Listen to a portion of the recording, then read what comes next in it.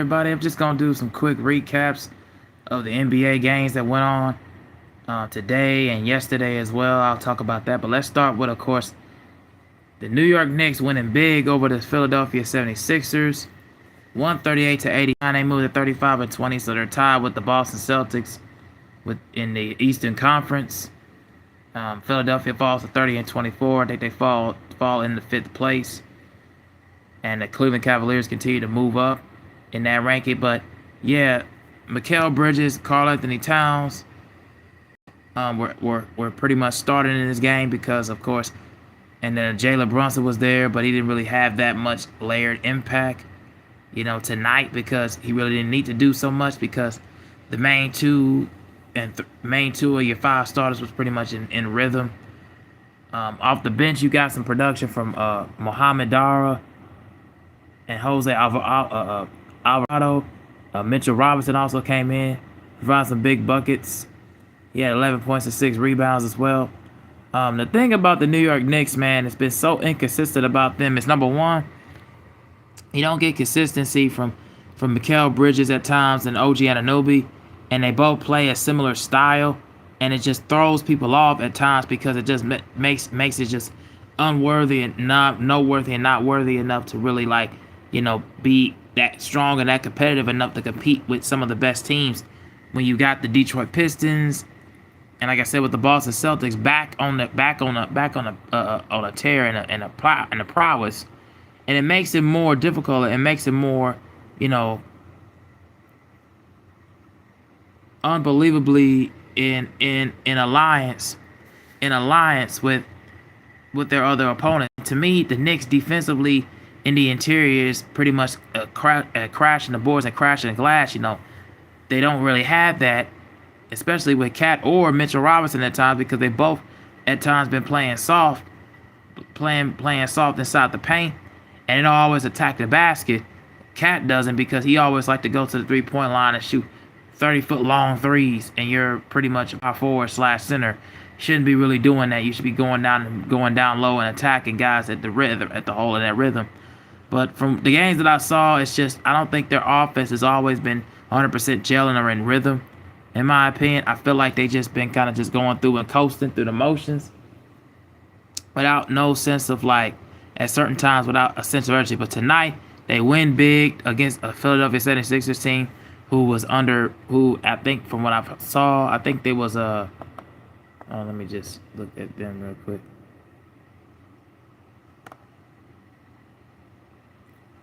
Who they were undermanned without Joel Embiid.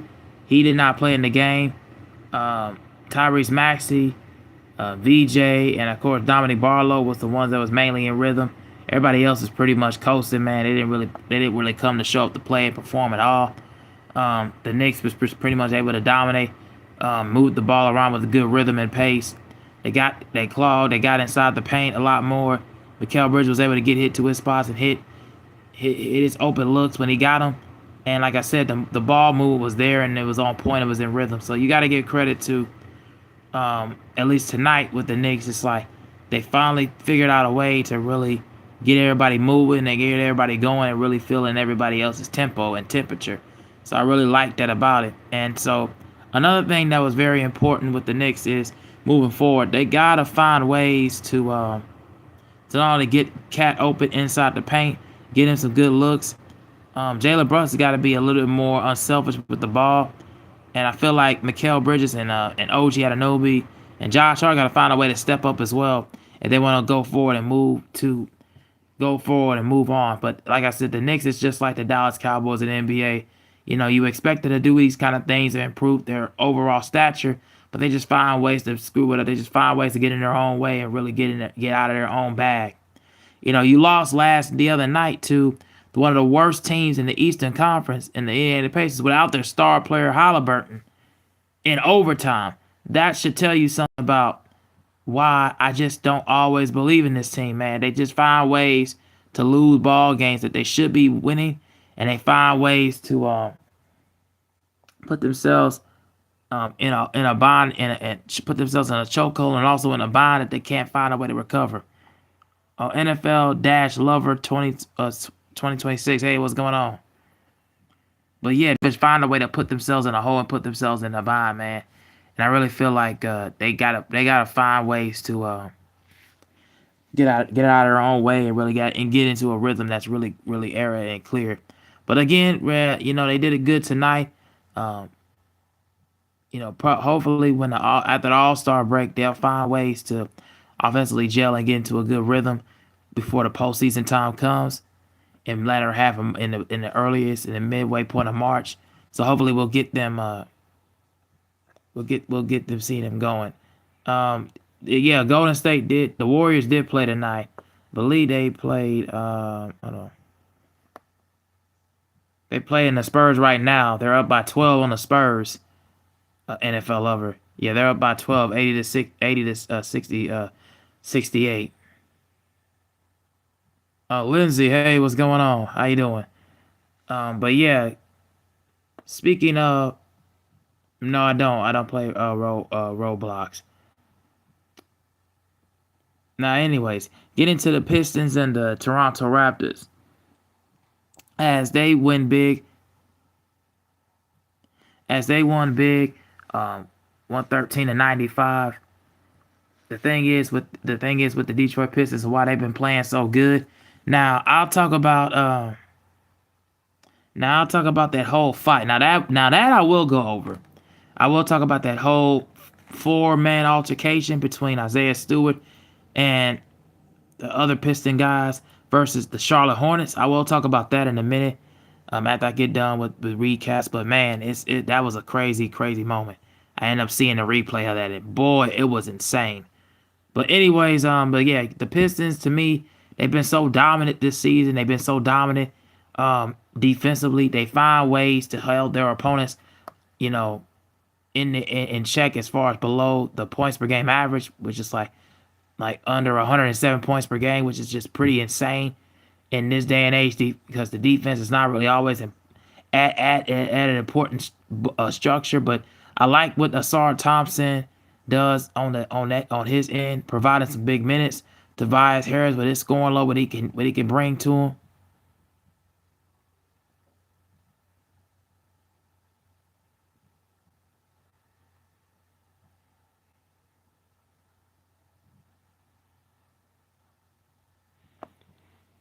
Duncan Robinson, like I was saying, like I said, with Duncan Robinson, in the lineup as well, he insulated and gave his really good addition in minutes. Also with Jenkins and Karis LeVert, they add some good points and add some decent minutes too. Defensively, also they added some big minutes as well. Taking on Scotty Barnes, Emmanuel Quickly, R.J. Barrett, and the rest of the Toronto Raptors guys. I mean, the thing is with the Pistons, man, they find ways to really get others going. They find ways to get others like really flowing and really gelling, and it puts them at really great odds moving forward when we get to the postseason. Because I really feel like they're gonna hold the number one seed down, and they, like I said, they have been the most biggest surprising team, throughout the Eastern Conference, because I don't really think people expect not only to be the number one seed, but be in top five position again. Last year they was in like the sixth spot, and they went up going on the road to face the New York Knicks, and we saw the potential that they could be in this seed. But I think because of the exponential amount of growth, and of course what JB Bickerstaff is doing to really put that team in the best confined position to really win ball games, is very important, and is very much residue, man. And you got to give a lot of credit to him really putting it together for them. And going to the All Star break, I feel like they got so much momentum. They got so much going along and riding for them. Whereas the Raptors, they've been playing good at times, but then they'll find ways to kind of put themselves behind. And like I said, young, immature at times. They make a lot of mistakes, turnovers, really put them in different holes. And we'll just go over that real quick.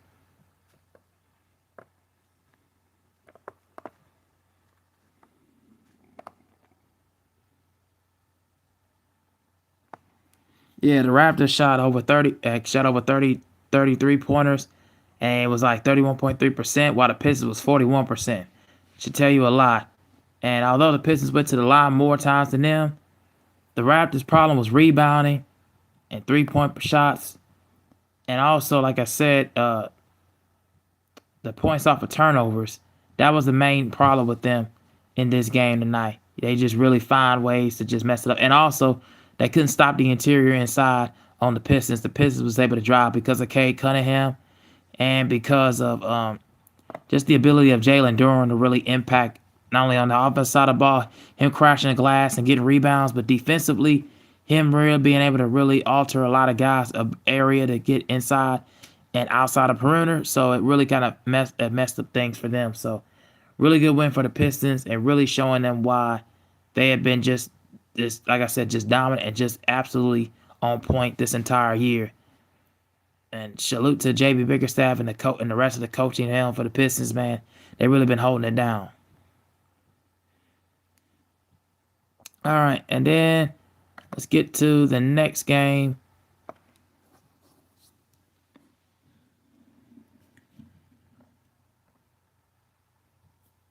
Oh, the Oklahoma City Thunder winning it over the Phoenix Suns.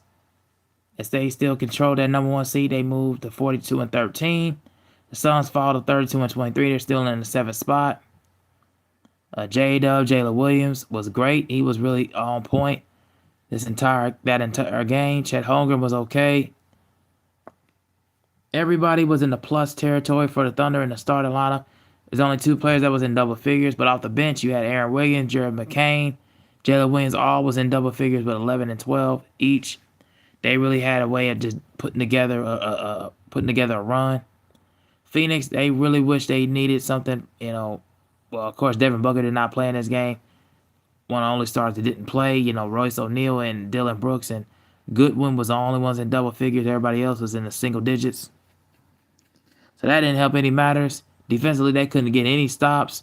Oklahoma City was just able to dominate and get their own way throughout the entirety. And Phoenix only went to the line 13 times. That's a pitiful shame. They shot over 42 threes.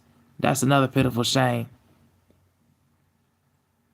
The points in the paint was OKC's night to shine, and pretty much again, Phoenix just had no answers for the paint. They had no answers for points off of turnovers, and they had no answers to really looking for ways to draw contact and get and attack and get inside. Oklahoma City, just like I said, with Jalen Williams, he had his way all the way throughout the entirety of the game. So you got to give love and give credit to J-Dub. He really was putting the team on him while he was been out with nursing an injury for the Thunder. He came back in a major way and really did his thing.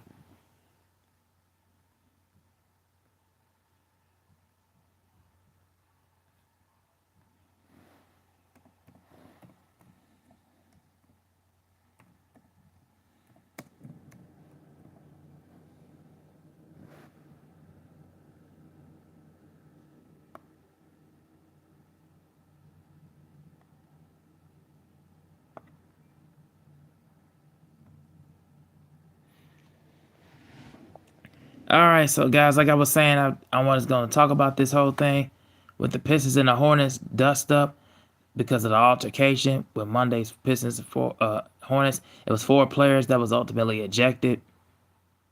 A fight between Detroit Pistons and Charlotte Hornets in the third quarter of Monday night's game resulted in 4 ejections. Charlotte's Messiah Diabate and Miles Bridges were tossed, along with Detroit Jalen Duren and Isaiah Stewart.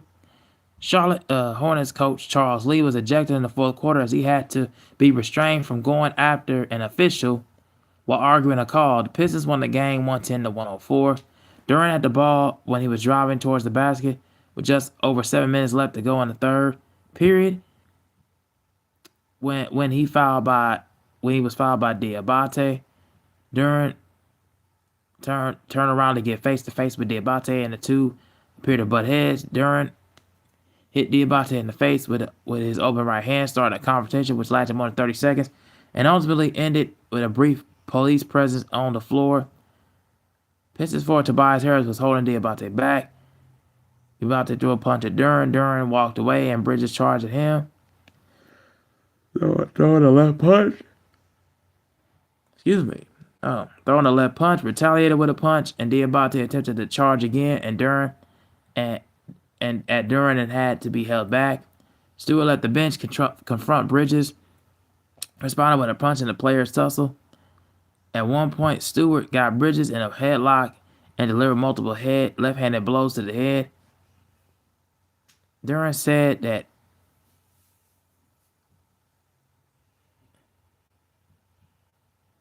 was saying it was an overly competitive game. We just love to keep it basketball, but things happen. Everybody is just playing hard. He said opposing teams have been trying to get in our head all season.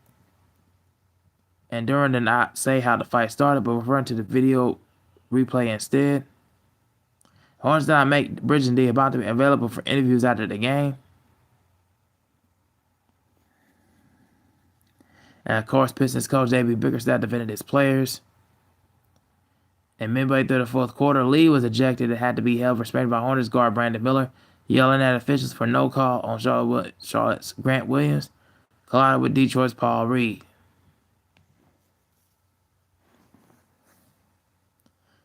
As for being ejected, Lee said he has no more control over emotions moving forward.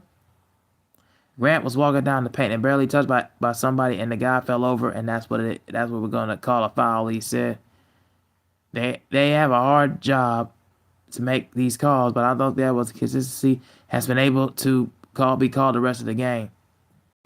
All right, so yeah, my thoughts was pretty much it led to be and quoted and it said was like, wow, you're not really surprised at this point because a lot of fights break out because guys getting hands and get handsy, guys get shoved, guys getting each other's faces. It's not really that uncommon, uncommon valor. Because the Jalen Duran and the Pistons, kind of agitated a little bit of the aggression. And Charlotte and Miles Bridges and Diabate, they did what they did as far as retaliating, and it just kind of blew up ugly and it blew smoke at it. But as far as Coach Lee, for Charlotte, and then of course, JB Bickerstaff, try to keep his cool, remain calm, but still defending his players. It was just a way of the officials trying to make a statement to say we're not going to allow any kind of like tussling or any kind of tussling and fights thrown, punches thrown. We're not going to allow anything like this to keep happening in the game whatsoever. So they want to try to make a rule and set an example. Now, whether I agree with it or not is up for interpretation, but that's what I feel like they wanted to make. But all right, guys, I'm going to get on out of here. Give me some sleep and everything. So I'll catch you guys on the next one. Peace.